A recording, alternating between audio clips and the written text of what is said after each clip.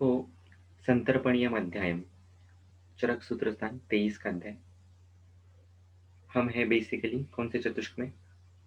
ये कभी भी अधिकरण को हमें भूलना नहीं है। कभी भी अध्याय पढ़ते वक्त चाहे आपको लगता है कि आपको पता है, लेकिन फिर भी माइंड को अवेयरनेस में लेके आइए कि वी आर इनटू विच चतुष्क, राइट? यस, योजना चतुष्क। सो हमारा वो फोकस नहीं शिफ्ट होता है, इसलिए वो हमेशा ध्यान में रखना है। अभी आपके लिए एक प्रश्न है, आपको ढूंढना है ना? शब्दकोश उम्मीद है सबके पास होगा, नहीं होगा तो ऑनलाइन भी मिलता है, या आप परचेज करके रखिए। आपटे शब्दकोश होता है, या बहुत सारे ऐसे अलग अलग प्रकार का शब्दकोश आप कोई ले सकते हैं। अमरकोश कोई खरीद सकता है, बेनी माधव शास्त्री का शब्दकोश आता है, संस्कृत डिक्शनरी टाइप। तो एक संस्कृत शब्दकोश हमारे पास चाहिए, क्योंकि बहुत बार हम टेकन फॉर ग्रांटेड लेते हैं मीनिंग्स को। एक शब्द का वैसा ही अर्थ नहीं होता है, उसके बहुत सारे पहलू होते हैं, एंड विथ कॉन्टेक्स्ट उसका मीनिंग बदलता है। वैसे ही संतर्पण, इस शब्द का एक अर्थ ऐसा भी हो सकता है, संतर्पण यानी कि सम्यक तर्पण, right? Do you agree? Type in the chat box. संतर्पण यानी कि सम्यक तर्पण। तो सम्यक अगर तर्पण हो रहा है तो उससे फिर बीमारी कैसे होगी, है ना? ये प्रश्न हमें पढ़ना चाहिए। तो हमें ये ढूंढना है, मुझे भी नहीं पता, मैं भी ढूंढूंगा कि क्या एग्जैक्ट मीनिंग हो सकता है संतर्पण का और अलग। डेफिनेटली हमें इम्प्लाइड मीनिंग तो पता चल गया संतर्पण से। कॉमन सेंस तो ये कहता है कि किसी चीज को अधिक मात्रा में करना, अधिक ब्रूहण करना, दैट कैन बी संतर्पण। But is it what actually it is, है ना? टेकन फॉर ग्रांटेड नहीं लेना इस शब्द को, यही मैं बोल रहा हूँ। हम लोग पकड़ के चलते हैं। कॉमन सेंस डेफिनेटली अपनी जगह पर है, लेकिन एक क्रॉस चेक कर लेना चाहिए कि वाकई में वैसा मीनिंग है, कुछ अलग है, या there is some hidden truth behind it. Okay, तो ये हम आज सब देखेंगे। ऐसा कहते हैं कि कुरंग मातंग पतंग भृंग मीना पंच भिरेव पंच, एक प्रमादी स कथम न हन्यते यत सेवेत पंच भिरेव पंच। सुभाषित है।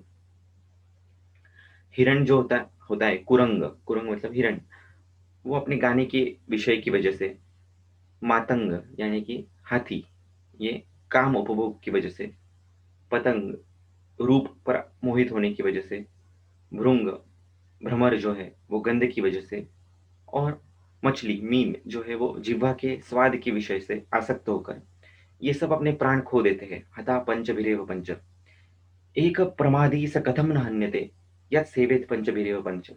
इनका तो एक एक ही विषय पर्याप्त है उनके नाश के लिए। फिर मनुष्य जैसा प्राणी जो एक साथ इन पांचों पांचों इंद्रियों में आसक्त होकर, या 11-11 इंद्रियों में आसक्त होकर इस प्रकार से सभी विषयों में उलझता है, तो उसका नाश तो निश्चित ही निश्चित है। क्या लगता है आपको, सही है गलत है? Just look around the people, या खुद स्वयं में ही देखिए, झांक कर हम में ही, कि कितने हम इन 11 इंद्रियों के पीछे दौड़ लगाते ही जा रहे हैं।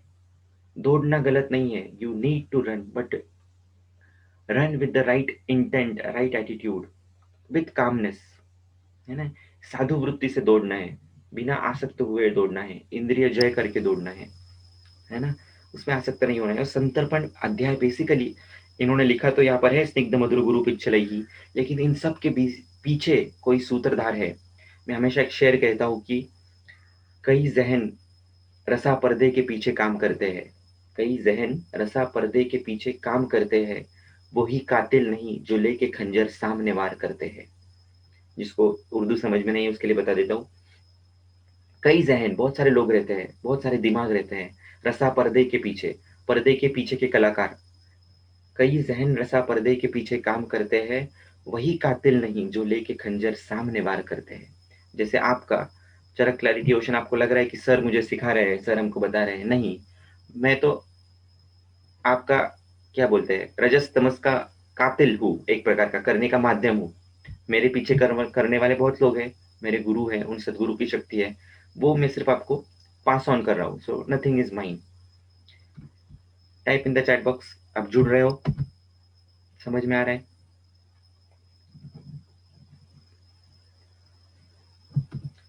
ये क्यों बता रहा हूँ मैं इस अध्याय में, ये बहुत ज्यादा जरूरी है। संतर्पणीय अध्याय में लिखा हुआ नहीं है, लेकिन ये पारायण से आता है। This is out of the box, definitely this is out of the box. लेकिन ये देखना है इस प्रकार से कि कोई भी आप पेशेंट देखो संतर्पण का, उसमें ये बाकी की 10-11 इंद्रियां अफेक्टेड होगी ही होगी। और आप कितना ही उसके आउटकम्स के ऊपर, कितना ही उसके प्रोसेसेस के ऊपर फोकस करो, जब तक आइडेंटिटी शिफ्ट नहीं होगा, वो संतर्पण विकार ठीक नहीं होगा। ये अगेन मैं आपको बॉन्ड पेपर पे लिख के दे दूंगा। किसी का प्रमेय ठीक नहीं होगा, किसी का कुष्ठ ठीक नहीं होगा, किसी का मूत्रपुच्छ ठीक नहीं होगा, किसी का पांडु ठीक नहीं होगा। हाँ, अगर वो स्वभाव परमवाद से, हेतुओं का बल बहुत कम है, तो स्वभाव परमवाद से ठीक हो जाएगा।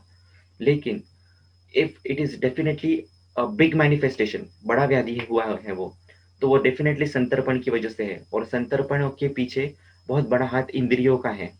तो जब तक आप उसका आइडेंटिटी शिफ्ट नहीं करोगे, अंदर से उसको ये एहसास नहीं दिला पाओगे आपसे गलती हो रही है, आपको ये चेंजेस करने हैं, जब तक वो अंदर से उसको नहीं लगता है, तब तक बाहर के आउटकम प्रोसेसेस, पंचकर्म उपचार, शमन उपचार, उसकी अपनी मर्यादाएं हैं, उसकी अपनी सीमाएं हैं।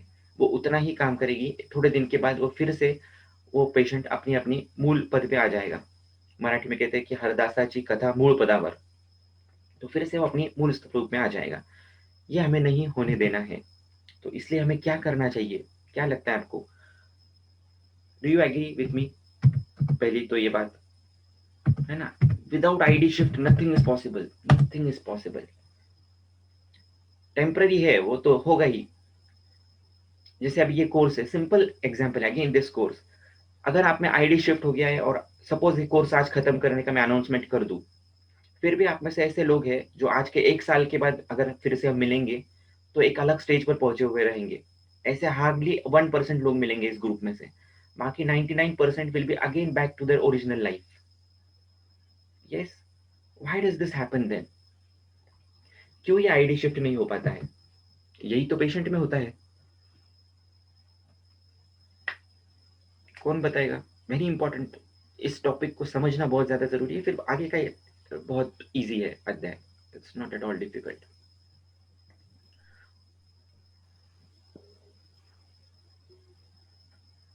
मेरे बॉडी को कंफर्ट जोन में रहना अच्छा लगता है। Very nice, very correct. Our body likes to be in comfort zone, इसीलिए अकाउंटेबिलिटी ग्रुप बनाया है। फिर भी मैंने इसको बहुत लीनियंट रखा है, स्ट्रिक्ट नहीं रखा है। मैं उसको आपको अकाउंटेबिलिटी पार्टनर देने वाला था, लेकिन अगर मैं डायरेक्टली उस प्रकार का कुछ कर लेता विदाउट हमारा रैपो बिल्ड किए हुए, तो आपको लगता कि दिस इज वेरी हार्श, या कहीं ना कहीं ईगो को चोट पहुंचती थी। सो वो नहीं होने दिया है। और जब तक वो अच्छे से चल रहा है, I don't think there is a need, क्योंकि कोई चीज बिना कंपल्शन के अच्छा कोई करने लग जाए, तो then there is no need of compulsion. लेकिन कहीं कहीं पर उसको जरूरी भी होता है। So what is it that we must do in our patients first? पहला पेशेंट आपके पास आए तो पहला उसका आईडी शिफ्ट करो। हेतु तो बंद होते ही रहेंगे, या अपने आप ही हो जाएंगे वो। निदान परिवर्जन पहली चिकित्सा है, आधी चिकित्सा है, लेकिन कब? अगर वो बंद करना चाहे तब ना। आप अगर उसको सिर्फ फोर्स करोगे बाहर की तरफ, तो उतना ही होगा। उसका आईडी शिफ्ट करना आपको बहुत ज्यादा जरूरी है। इसलिए first thing is make him, मैंने पहले भी कहा था, मेक हिम एक्सेप्ट कि उसको कुछ विकार है। उसका अवेयरनेस लेके आओ वहां पर। जैसे इस कोर्स में कर रहे हैं वैसे ही कर रहे हैं, वह करना होता है व्याधि में। पहले उसको एक्सेप्ट कराना है कि आपको व्याधि हुआ है। उसको वो एक तो एक्सेप्टेंस है ही नहीं। 99% आप देखो उसको एक्सेप्टेंस है ही नहीं, या ओवर एक्सेप्टेंस है। उसको लगता है इतनी सी चीज हुई है, उसको लगता है बहुत बड़ा हुआ है, या बहुत बड़ा कुछ हो चुका है, लेकिन वो एक्सेप्ट करना ही नहीं चाहता। ये दोनों ही चीजें होती है, इससे अलावा थर्ड चीज नहीं है कोई। सो दैट एक्सेप्टेंस उसमें लाना। और वो किससे आता है? अगेन ये सत्व का भाग है। आपका सत्व पावरफुल होगा, तो ज्ञान, विज्ञान, ध्यान, स्मृति, समाधि भी, इन सब चीजों से आप उसको एक्सेप्टेंस के लेवल पर लेके आओगे। फिर उसको अवेयरनेस आएगा। फिर उसको आप धीरे धीरे खाने के नियम क्या होते हैं, किस प्रकार से तन मना भुंजित होता है, ये सब बता पाओगे। अगेन ये सत्व के लिए क्या जरूरी है कि आप ये चीजें करो। आप ये चीजें करोगे तो आपको ग्रंथ में देखने की जरूरत नहीं है। अंदर से डायलॉग्स आएंगे, अंदर से आप उसको बोल पाओगे, अंदर से आप उससे जुड़ पाओगे। that connection you will be able to establish with him, and that is what is missing in practice. If you are able to make that connection with that patient, then rest is very very easy. वही ज्यादा जरूरी है। आपने उससे connection बना लिया, तो वो ब्लाइंड फॉलो करता है बाद में आपको। फिर आप उसको बोलोगे ये छोड़ दो, आराम से छोड़ पाएगा वो, क्योंकि अंदर से आईडी शिफ्ट की प्रक्रिया चालू हो जाती है। राइट? तो ये बहुत डिटेल टॉपिक है, लेकिन बहुत जरूरी है। इसके ऊपर हम बाद में कभी फिर से देखेंगे। इस अध्याय से रिलेटेड है, इसलिए मैंने इसका यहाँ पर जिक्र किया प्रसंग तंत्र युक्ति से। अभी जैसे हमने कल षडोपक्रम देखे थे, तो बाद में संतर्पण अपतर्पण अध्याय क्यों आया है, ये भी एक सोचने वाली बात है। इसको पहले भी ले सकते थे, राइट। तो अगेन चरक की विजन ऐसी रही है कि पहले वो चीज दे देते हैं आपको और बाद में फिर उसका डिटेलिंग करते चले जाते हैं। जैसे उन्होंने आपको षड उपक्रम नाम के पहले आपके पास में दे दिया उन्होंने सब कुछ, ये ले लीजिए, आपको क्या चाहिए। मान लीजिए एक सोल्जर है, उसको कहीं पे जाना है फाइट करने के लिए, तो पहले उसको सशक्त बना दिया है। ये लो, आपको औजार चाहिए, ये ले लीजिए। आपको कुछ पावरफुल चीजें चाहिए, गन्स चाहिए, पाउडर चाहिए, टेक इट एवरीथिंग, सब आप ले लीजिए। उसको पहले ये फील दे दिया है कि आपके पास है, यू आर प्रोटेक्टेड नाउ। और एक बार उसको वो फील आ गया, फिर उसको बताते हैं बाद में कि ये तो सिर्फ एक जरिया है, the real power is within you, प्रधानमंत्र विश्वकम। अंदर से आपको पहले तो पावरफुल होना है, फिर आपके पास औजार नहीं भी हो तो भी आप ट्रीट कर सकते हो किसी को, आपके पास द्रव्य भी नहीं हो तो अद्रव्य से भी आप किसी को ट्रीट कर सकते हो। बताया ना ये पीछे के अध्याय में बताया, व्यायाम, आतप, मारुत सेवन, अद्रव्य है सब, इसके माध्यम से भी ट्रीटमेंट की जा सकती है। और आपका सत्व का लेवल हाई हो गया तो आप द्रव्य को ऑर्डर बोल दे सकते हो कि गुरु जी आपको ये काम करना है इनके शरीर में जाके। और उसके आगे हो गया लेवल, तो जीत हस्त, जीत दृष्टि, सिर्फ दृष्टि पेशेंट पे डालोगे, सिर्फ हाथ उसके ऊपर रखोगे तो पेशेंट ठीक होगा। हो सकता है, नहीं हो सकता है, इस स्टेज पे जाना है, नहीं जाना है, क्या लगता है आपको? हेलो। हाँ सर। जाना है, एंड इट इज पॉसिबल। क्यों नहीं जाएंगे, हम बिल्कुल जाएंगे। इस जन्म में नहीं तो अगले जन्म में जाएंगे, लेकिन प्रक्रिया तो स्टार्ट करनी पड़ेगी कहीं ना कहीं। और क्या मजा आएगा उसमें कि पेशेंट आपके पास रोते रोते आ रहे हैं, आप उसको देख रहे हो और उसकी उसकी उसके आंसू मुस्कान में बदल रहे हो। इससे बेटर फीलिंग तो कोई और हो ही नहीं सकती। यही स्वर्ग सुख है, यही मोक्ष है मेरे लिए तो, राइट। और हमको इस स्टेज पे जाना है।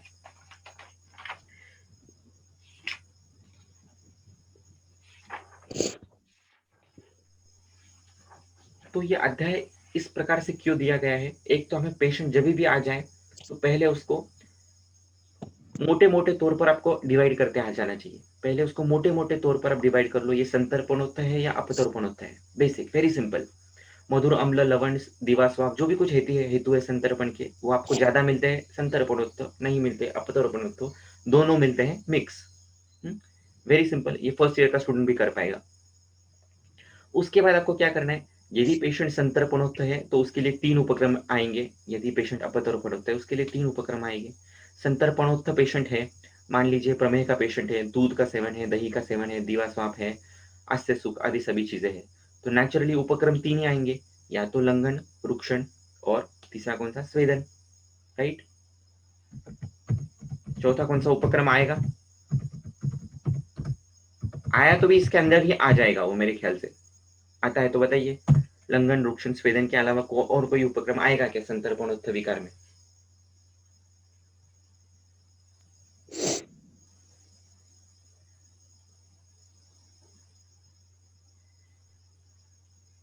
राइट, एग्जैक्टली, इतना प्रैक्टिकल है, इतना मैथमेटिक्स है, सब इसके अंडर ही आएगा। उद्वर्तन, उद्वर्तन क्या है, कर्म है वरुणी। उद्वर्तन का फलश्रुति क्या है, उद्वर्तनम कफहरम मेधसः प्रबिलायनम स्थिरीकरणम अंगानाम त्वक प्रसाद करम परम। अभी उद्वर्तन के द्रव्य देखने चाहिए, उन द्रव्यों के गुण कर्म देखने चाहिए। उनके गुण कर्म यदि देखोगे तो अपने आप उल्लंघन, रुक्षण, स्वेदन इसी गुण के रहेंगे, राइट। और ये भूलना नहीं है कि उपक्रम में प्राधान्य है, जैसे भी लंघन है तो बिना लघु गुण के लंघन नहीं हो सकता। स्टेयरिंग जो है वो लघु गुण के हाथ में है, और बाकी के जो गुण है उसको मदद करते हैं। बिना रुक्ष के गुण के रुक्षण नहीं हो सकता, बिना उष्ण गुण के स्वेदन नहीं, बिना शीत गुण के स्तंभन नहीं, बिना गुरु गुण के ब्रूहण नहीं। और कौन सा रहेगा एक,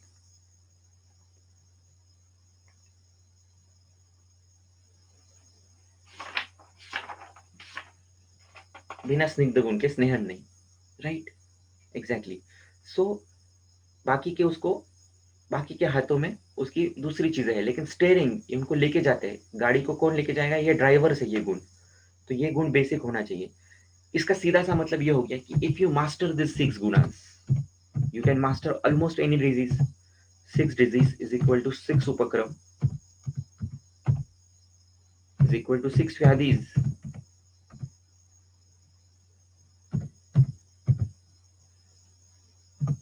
सही है या गलत है? 6 ही मेन व्याधि है ना, शारीर व्याधि।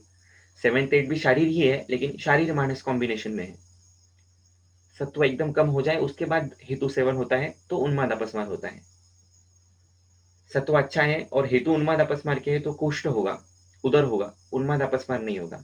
उन्माद अपस्मार होने के लिए सत्व का लो होना इज द प्री कंडीशन। ये समझ में आ रहा है? 6 गुण, 6 उपक्रम, 6 व्याधि, 6 रस। लेके जाओ 6 को कहाँ पर लेके जा सकते हो आप। This can be the beauty of it. Okay, और फिर बाकी के गुण के आप उसके मदद कर सकते हो, ले सकते हो। मान लीजिए संतर्पणोत्थ ज्वर हुआ है, आप उसको सिर्फ उष्ण गुण इस एंगल से लेकर त्रिभुवन कीर्ति से ट्रीट कर सकते हो, स्वेदन उपक्रम से ट्रीट कर सकते हो। यहाँ पर बाकी के गुण नहीं है क्या? द्रव गुण नहीं है, रुक्ष गुण नहीं है, लेकिन डोमिनेटिंग कौन है? तो उष्ण गुण है। तो इस प्रकार से हर एक व्याधि में हमें सोचना चाहिए। सो मोटे तौर पर संतर्पण अपतर्पण डिवाइड कर दिया। उसके बाद फिर आपने 3 उपक्रम में से कौन से आने आएंगे उसके लिए जरूरी है वो डिसाइड कर लिया। और फिर इन तीनों में से आप एक तो क्रम लगा सकते हो। इसको थोड़े दिन तक रुक्षण दिखेगा, देना है। रुक्षण एक बार हो गया, उसके सम्यक लक्षण आ गए, फिर मुझे इसको पाचन देना है। एक बार पाचन के सम्यक आ गए कि फिर मुझे इसको रक्त प्रसादन करना है, और फिर बाद में इस पेशेंट को अपुनर्भव के लिए रसायन चिकित्सा चालू कर देंगे। इस प्रकार का क्रम हर एक व्याधि में होना चाहिए। कोई भी आप व्याधि ले लो, कोई भी खालित्य का पेशेंट है मान लीजिए, अपदर्पणोत्थ है एक्सक्लूसिवली, हेतु वैसे ही मिल रहे हैं, वात प्रकृति का पेशेंट है, वात वृद्धि के हेतु है, आदि आदि। उपक्रम कौन से आएंगे? नेचुरली स्नेहन, ब्रूहन, है ना। अभी इसमें क्रक्स देखो कैसे मिक्स हो जाएगा। अगर पेशेंट वात प्रकृति का है, उसमें शीत वर्धक, शीत पर्युषित अन्न आदि सेवन का इतिहास है, तो यहाँ पर थोड़ा सा इसमें टिल्ट आएगा। स्नेहन ब्रूहन तो जरूरी है, लेकिन अभी उपक्रम में आप स्तंभन नहीं लोगे, आप उपक्रम में स्वेदन ले लोगे। सो ये मिक्स हो जाएगा एक प्रकार का। मतलब अभी इसमें से गुण कौन से निकल के आएंगे? स्निग्ध, गुरु, उष्ण। तो ऐसे कुछ द्रव्य जो केश के ऊपर काम करते हैं, अस्थि के ऊपर काम करते हैं, जो स्निग्ध है, उष्ण है और गुरु है, इस प्रकार का द्रव्य आप उसको सिलेक्शन दे सकते हो। फिर ऐसे बहुत सारे द्रव्य आएंगे और उसमें फिर आपको गामित्व का विचार करना है। जहां जहां पर चक्षुष, केश, इस प्रकार के शब्द आए हुए, उस प्रकार से फिर वो द्रव्य का चॉइस आएगा। समझ में आया आपको? इस प्रकार से हमें गामित्व तक जाना होता है। This is the basis of treatment, treating any disease. फिर निदान स्थान में आपको एग्जैक्ट समझ में आएगा कौन सी संप्राप्ति कैसे बैठती है, क्या, everything. But this is very very important. ये जब तक समझ में नहीं आएगा तब तक आप चिकित्सा कर ही नहीं सकते। इसलिए मेरा फेवरेट अध्याय 22 and 23, you have to understand this. फिर इसमें आप जो कोई भी लॉजिक है इसमें बिठा सकते हो। षड्रस का लॉजिक इसमें आ जाएगा, गुणों का लॉजिक आएगा, कर्म का लॉजिक, सब उपक्रम के अंतर्गत ही आएंगे। ये शारीरिक स्तर पर हो गया पूरा, और बाकी का 50% एंगल पूरा आपका दैव और मन का होता है। सत्वा वजह, युक्ति व्यपाश्रय में जिसको बोलता हूं मैं, इसके अंडर युक्ति व्यपाश्रय को डालता हूं। और बाकी का जो है प्रधान मात्र अभिषेकम, सत्वा वजय और दैव उपाश्रय, ये मेरे लिए बाकी 50% में आ जाते हैं। राइट। तो ये करना हमें बहुत ज्यादा जरूरी है। अभी इसमें बहुत सिंपल सिंपल योग दिए हुए हैं। पहला योग कौन सा है?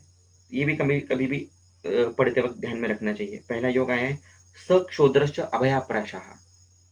नाम भी देखिए, हरितकी नहीं यूज किया, अभया यूज किया है।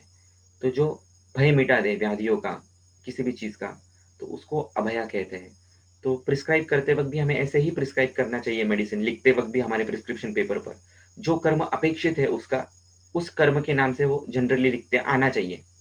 मान लीजिए आपको विसर्प हुआ है किसी पेशेंट को और आपको उसको मंजिष्ठा देना है, तो आपके पेशेंट पर आप प्रिस्क्रिप्शन पर आप मंजिष्ठा नहीं लिखोगे, आप विकसा लिखोगे।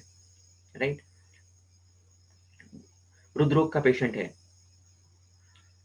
उसको बुद्धि स्थिर नहीं है, तो स्थिरा शिरपाक ऐसा लिखोगे।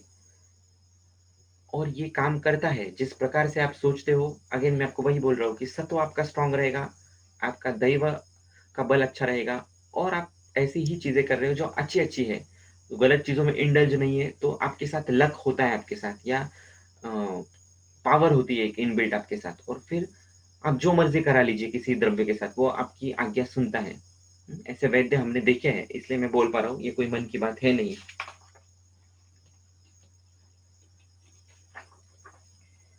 सिंपल योग दिए हुए 2-3 त्रिफलादि योग है, एक मुस्तादि क्वाथ है, मुस्ताम और अगवदम पाठा एक करके एक है, उसमें आप देख लीजिए 13 द्रव्य है। मेरे हिसाब से ये 13 द्रव्य 13 अग्नियों पर काम करते हैं। मुस्ताम आरगवदम पाठा त्रिफला देवदारुच, श्लोक नंबर 12। श्वदंष्टा खदिरो निम्बो हरिद्रे त्वक्च वत्सका। Maybe I might be wrong also.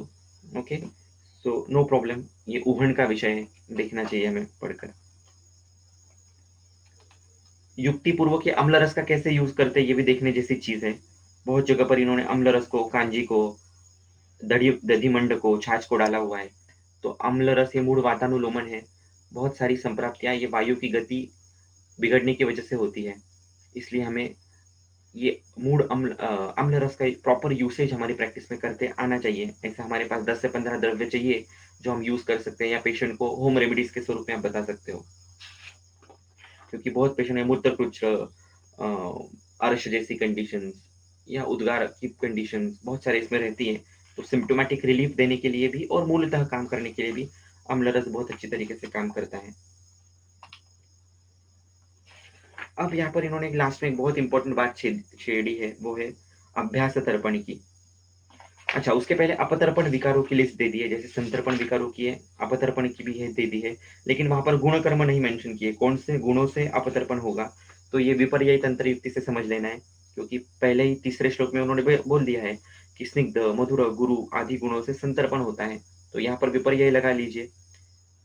ये लिखना जानबूझ के जरूरी है, क्योंकि हम लिखते नहीं है, इसलिए फिर वो समझ में नहीं आता। स्निग्ध के विपरीत रुक्ष, मधुर के विपरीत कटु, गुरु के विपरीत लघु, इस प्रकार के गुणों से अपतर्पण होने वाला है, ये अर्थ हमें लगा लेना है आगे के अपतर्पणोत्थ विकारों में। ज्वर देखिए दोनों में है, संतर्पणोत्थ में भी है, अपतर्पणोत्थ में भी है। ओके, तो इस प्रकार से आप अलग से अध्ययन भी इनका कर सकते हैं। और किम पांडित्यम परिच्छेदा, जैसे निधि मैम ने उस दिन करके दिखाया था, वो सभी विकारों का बहुदोष के, या मैत्री मैम ने करके दिखाया था चाइल्ड रोग, बाल रोग के एंगल से। इस प्रकार से आप भी आपकी युक्ति से, आपके पांडित्य भाव से इसको जो मर्जी वैसा आप प्रेजेंट कर सकते हैं डेटा को। This is nothing but data presentation. आप उसको ग्राफ यूज करो, कोई पाई डायग्राम यूज करो, what ever you may do it. फिर बहुत सारे पेशेंट हमारे पास ऐसे आते हैं जो चीरकाल से दुर्बल है। कौन से पेशेंट इस श्रेणी में आएंगे आपको लगता है, जो चीरकाल से दुर्बल है?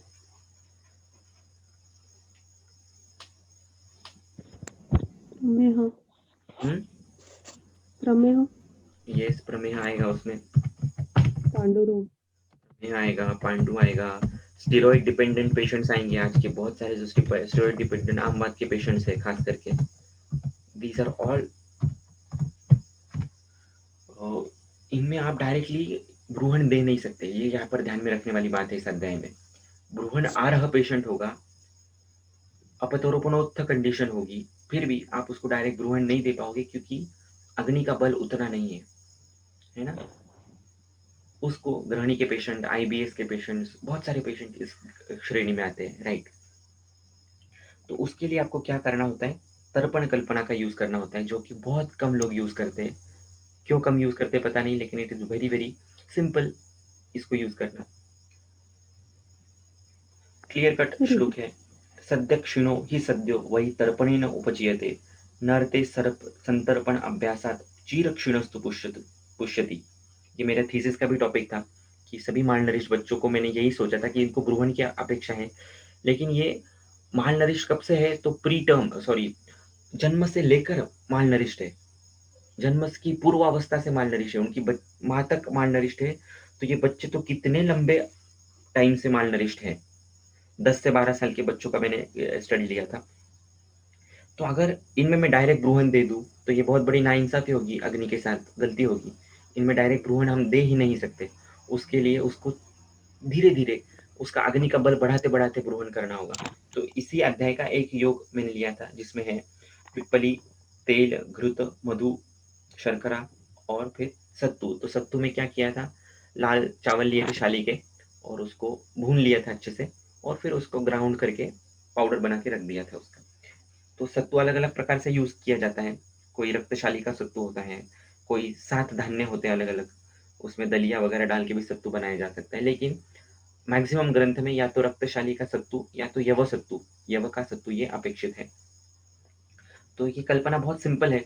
कोई भी आप सत्तू ले लीजिए, बना लीजिए, चावल का बना लीजिए या तो अ, इसका बना लीजिए, यव का बना लीजिए और उसमें आप योग दिए हुए यहाँ पर पिप्पली डालिए, तेल, घी, मधु ये तो परम औषधि है और वात पित्त कफग्न तो है ही, साथ ही साथ इसमें सभी माइक्रोन्यूट्रिएंट्स आ जाते हैं। पिप्पली मूल या पिप्पली जो है ये बेस्ट बायो एनहांसर है। इट्स वेरी गुड योगवाही द्रव्य। तो इस प्रकार का जो कॉम्बिनेशन है ये बायो अवेलेबिलिटी बढ़ाता है, बायो एब्सॉर्प्शन बढ़ाता है, नरिशमेंट करता है, सभी दोषों को ठीक करता है। इस प्रकार की बहुत बड़ी फलश्रुति इसकी है। तो इस प्रकार से धीरे-धीरे संतर्पण करके उसका अग्नि बढ़ा के फिर बाद में आप उसको अश्वगंधा शिरपाक, अश्वगंधा अवलेह and what not, so many things are there you can try. मैंने जो तेल यूज़ किया था वो यही था, तिल का तेल ही यूज़ किया था। प्लेन, लेकिन आप युक्ति से और भी बेहतर तेल इसमें डाल सकते हो। जैसे जैसे मान लीजिए अश्वगंधा सिद्ध तेल है, तो आप इसमें वैसा कुछ डाल सकते हो। और ये अगर प्रोजेक्ट कोई लेता है तो ये मुझे करना था लेकिन अनफॉर्चुनेटली वो नहीं कर पाया। ये बहुत बड़ा एक क्या बोलते हैं चेंज हो सकता है सिस्टम में। If you can provide such kind of मंत्र टू माल नरिश्ड पीपल।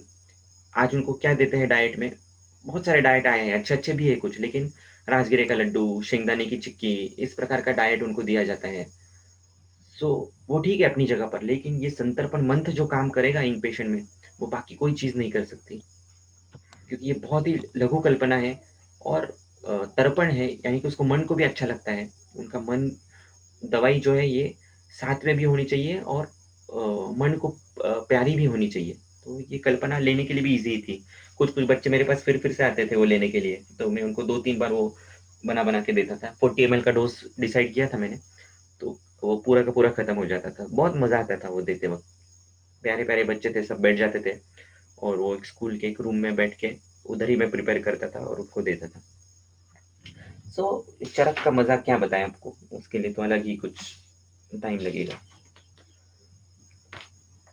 फिर लास्ट का जो श्लोक है 39th, उसमें ये दिया है कि खट्टा मीठा जल निर्मित घी युक्त या रुक्ष मंत्र सद्य संतर्पण करता है। अभी हाँ, इसकी जो टीका ये पढ़िए, स्नेहादि ब्रूहण द्रव्य योगा तो कालांतरपकत्वम अपि भवति। ये जो तर्पण है ये सिर्फ सद्य सर्पण तो इतना ही काम नहीं करते, तो कालांतर से स्नेहन ब्रूहण आदि का भी काम करते हैं। इसको यदि आप निरंतर चलाते हैं तो सिर्फ रस के लेवल पर या लोकल टेम्पररी एक्शन नहीं होगा इसका, स्नेहन ब्रूहण आदि भी इससे एक्शन होने वाली है। ओके, तो दिस इज क्या बोलते हैं, टेक अवे मैसेज इस अध्याय का। ये अगर आपने समझ लिया और प्रैक्टिस में यूज कर लिया तो बहुत ज्यादा फायदा होगा और स्काई इज द लिमिट। आपने इसकी कंसेप्ट समझ ली तो आप किसी भी चीज का लिटरली तर्पण बना सकते हैं और उसको दे सकते हो। मान लीजिए आपने यव का तर्पण बना लिया, चावल का बना लिया, उसमें अनार का रस डाल के मिक्स करके दे दिया। पेशेंट अम्ल साथ में है तो अनार यूज करो, अम्ल साथ में नहीं है तो मत यूज करो। इस प्रकार की ऐसे पेशेंट की रुचि देखकर भी आप उसमें तर्पण बना सकते हो। बताइए, किसी को कुछ पूछना है? सर खरुचुरादि इसमें तर्पण। इसमें सद्य क्षीण भी यूज किया है वर्ड। हम्म। आपने चीरक क्षीण जैसे बोला वैसे हाँ, सद्य क्षीण हाँ भी। राइट। सदक्षिण जो है, जैसे मान लीजिए अभी क्रिकेटर्स है या कोई भी स्पोर्ट्स पर्सन है, तो उनमें क्या करते हैं ये लोग, हेल्थ ड्रिंक देते हैं। तो या हम लोग भी क्या देते हैं, नींबू शरबत, मधुर अम्ल लवण, है ना। ये वातक वातक शमन करने वाला है और रस का प्रीणन करने वाला है। ये तो करेगा ही, लेकिन उससे अच्छा यदि क्रिकेटर्स में या ऐसे लोगों में सदक्षिण के लिए हम इस प्रकार का कुछ तर्पण दे पाए तो वो और ज्यादा ब्रहण देगा, क्योंकि आप सिर्फ उसको कोई जूस टाइप का कुछ देते हो तो ऊपर का ऊपर तर्पण करेगा, लेकिन इसमें ऐसे द्रव्य है जो बल्य भी है, ब्रूहण भी है। इसको थोड़ा सा घी मिक्स करके भी आप दे सकते हो। अगर आप किचन किंग हो ना, अच्छी गृहिणी हो, तो आप इसमें बहुत सारी युक्ति से प्यारा मीठा बना के दे सकते हो। आप तो निधि मैम तो परम पे भी ट्राई कर सकती है, इसमें से आप योग लेके देखिए, पिपली मधु शर्करा वाला, और उसकी रुचि के हिसाब से आप उसमें अरार का रस डालिए, नींबू का रस डालिए। उसको नहीं पसंद है शहद तो शहद निकाल दीजिए। Everything is in your hand, युक्ति आप जो चाहे कर सकते हो। सर रक्त पित्त है तो पिप्पली चलेगा क्या? पिप्पली इज अ बायो एनहांसर, उसको चलता है, तो आपको उसकी मात्रा बहुत कम रखनी होती है, सिर्फ उसको गामित्व मिले, वो द्रव्य पूरे शरीर में फैल जाए, इसलिए उसको उतना रखना होता है। हाँ, या उसको आपको लगता ग्रोइंग है, की डाउट है, जरूरत नहीं है। आपको डाउट है तो पिप्पली की जगह दूसरा कुछ ऐसा यूज कीजिए जो ऑन सिमिलर लाइंस काम कर सकता है। इन्होंने पिप्पली हर जगह पर यूज किए, या तो आप पिप्पली मूल भी यूज कर सकते हो। पिप्पली मूल भी तीक्ष्ण उष्ण ही है, लेकिन फिर भी वो पिप्पली जैसा ये नहीं करता है, उतना पावरफुल उसका एक्शन नहीं होता है रक्त पित्त में। Okay sir.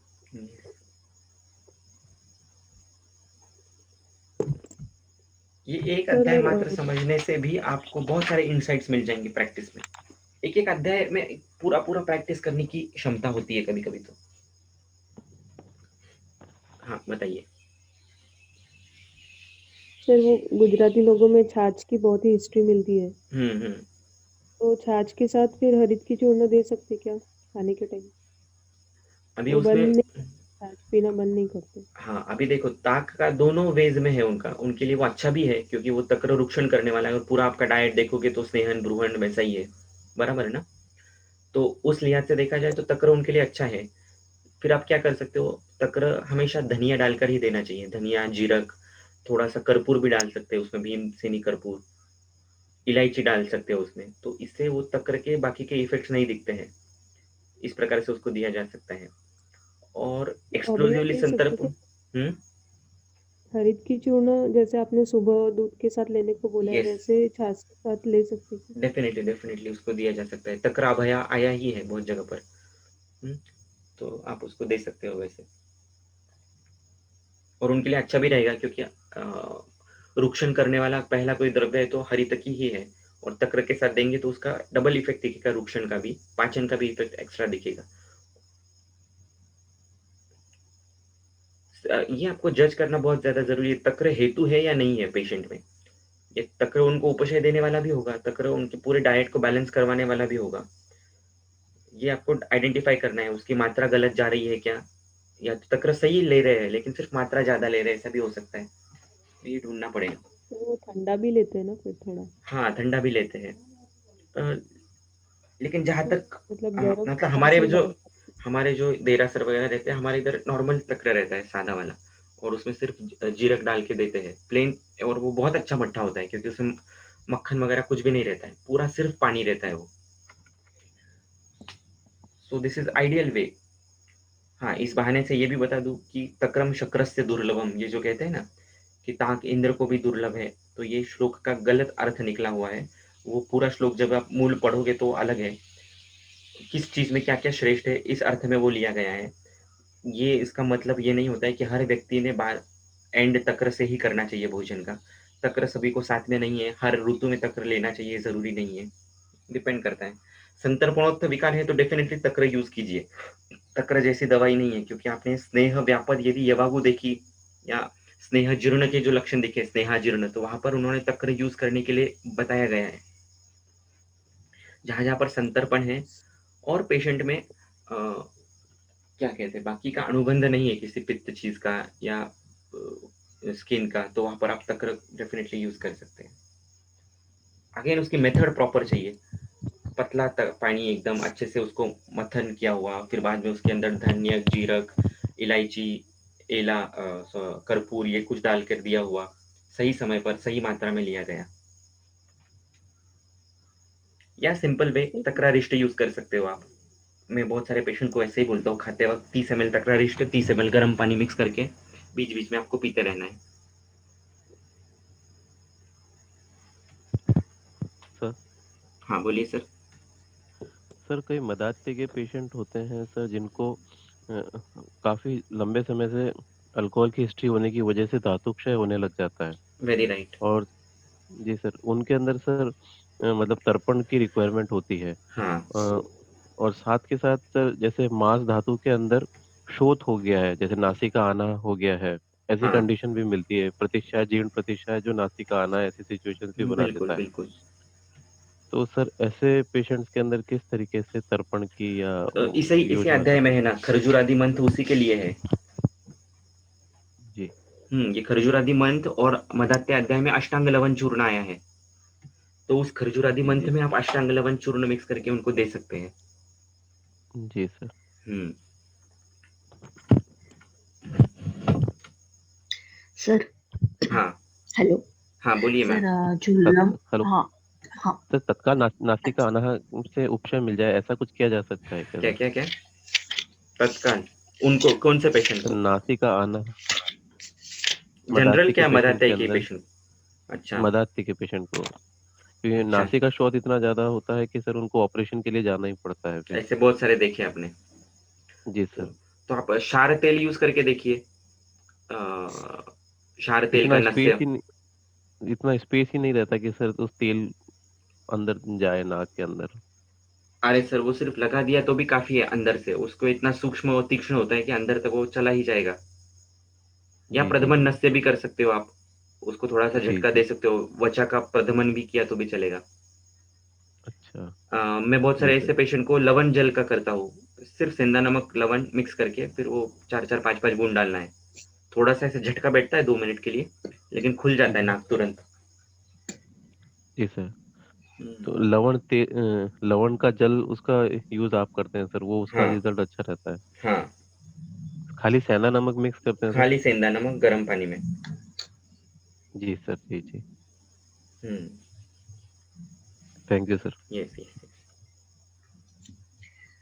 सर हाँ वो हम बोलिए। समतर्पण और अवतर्पण एकदम क्लियर से डिफरेंशिएट कर लेते हैं पेशेंट हम्म में, हम्म लेकिन जो ये लंघन और रुक्षण दो चीज दी हुई है ना, हम्म। उसमें पार्शियल फर्क है। राइट। जैसे कि आपने वो यूट्यूब वाले वीडियो में बताया था, प्रतिशय वाला पेशेंट की कंडीशन जो एक्सप्लेन की थी, हम्म। उसमें आपने रुक्षण चूज किया था। राइट। शायद मैं उस जगह पे होते ना तो मैं हम्म लंघन चूज करते। तो सर हम्म। उसके बारे में, और फिर वही सेम चीज ब्रूहन के लिए भी और स्नेहन के लिए भी पार्शियल एग्जैक्टली। पार्शियल डिफरेंस है। Perfect perfect. वो बिल्कुल वो सही कहा वाला आपने। बताना। वही जैसे कि मैं बोल रहा हूँ कि लंघन का जो स्टेरिंग है वो लघु गुण के हाथ में है, बाकी के गुण रुक्षण जैसे ही है, और रुक्षण का स्टेरिंग रुक्ष गुण के हाथ में है। तो मान लीजिए किसी पेशेंट ने, अगर मैंने लंघन चॉइस किया है, तो मैं उसको खाने के लिए कुछ भी नहीं दूंगा दिन भर, पूरे दिन वो अपने आप लंघन हो जाएगा। या मैंने किसी के लिए रुक्षण चॉइस किया है, तो मैं उसको हरितकी का सेवन करवाऊंगा। तो ये डिफरेंस आ हाँ जाएगा नहीं स्लाइट। सर, हरित की लंघन भी कर देगी ना वो वो हाँ, वो तो लेकिन लंघन भी कर देगी। हरितकी प्रायः रुक्षण है। क्यों? क्योंकि हरितकी ये कषाय रस प्रधान है, पहला द्रव्य आया हुआ है ये चरक चिकित्सा स्थान में। और आप रुक्षण की हम्म, फलश्रुति देखो तो मर्मक रोगों में सभी जगह पर रुक्षण क्रिया करने के लिए बोला है। हाँ। और मर्म व्याधियों में अगर हमें रुक्षण करना है तो हमें रुक्ष प्रधान रसायन द्रव्य यूज करना चाहिए, बराबर। हम्म, तो ऐसे जी। कम द्रव्य है, उसमें से एक हरितकी है, अमल की है। हम्म, लेकिन अगेन फिर से आप देखोगे तो एक्सक्लूसिवली रुक्षण नहीं है ये, हम्म, है ना। तो यही युक्ति है, ये प्रॉपरली कर सकते हैं। लेकिन हम अभी, मैंने और इसका रुक्षण जी। कर्म बढ़ाना है तो मैं हरितकी को तक्र के साथ, हरितकी को तक्र और मधु के साथ इस प्रकार की करते चले जाऊंगा उसको। हम्म, रिजल्ट में थोड़ा बहुत ही डिफरेंस आएगा, या कभी कभी जी। मेजर भी आ सकता है, because on an average thinking same है, हमारा उपक्रम गलत नहीं हुआ है ना। उपक्रम का चॉइस ऑलमोस्ट हाँ सेम ही आया है। अपतर्पण ही करना है, सिर्फ थोड़ा बहुत बिगड़ेगा इधर उधर, और वो ट्रायल एंड एरर से बराबर बैलेंस हो जाता है। उपशय अनुपशय से हमें नेक्स्ट टाइम में समझ में आ जाता है कि क्या गलती हो गई, इसको क्या चेंज करना चाहिए।